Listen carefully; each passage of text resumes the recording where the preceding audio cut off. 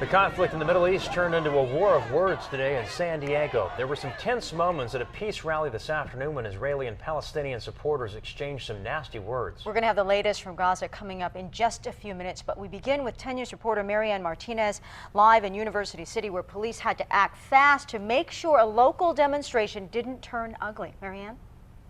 Well, Virginia, some police tape is the only thing that separated some supporters. At one point, you had some Palestinians over here, some Israeli supporters over here, and a police buffer in between them, making sure everything stayed safe. And there was also a police helicopter up in the air filming the crowd in case there was any violence.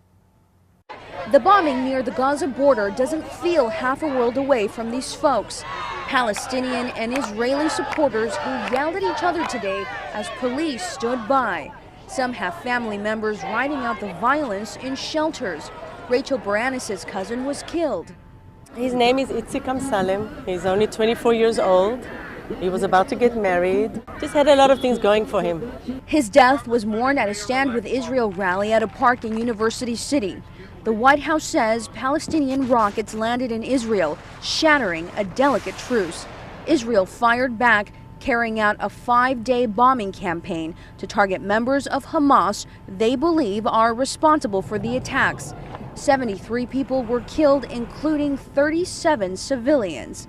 Supporters of Palestine were also at the rally, protesting what they call the killing of innocents.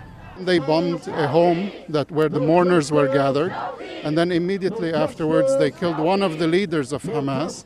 Through all the blame, both sides told 10 News they want peace. If they put their arms down, I can guarantee there'll be peace. But if we put our arms down, they will come after us. But in the Middle East, there's talk of an Israeli ground invasion into Gaza. Palestine supporters are quick to remind you who pays for Israel's bullets and bombs. It's coming out of your pocket, and we're paying those taxes that are funding the state of Israel with its rockets, with its nuclear program. There were several hundred supporters for Israel here today, considerably less for Palestine. Unfortunately, today's event ended peacefully. In University City, Marianne Martinez, 10 News.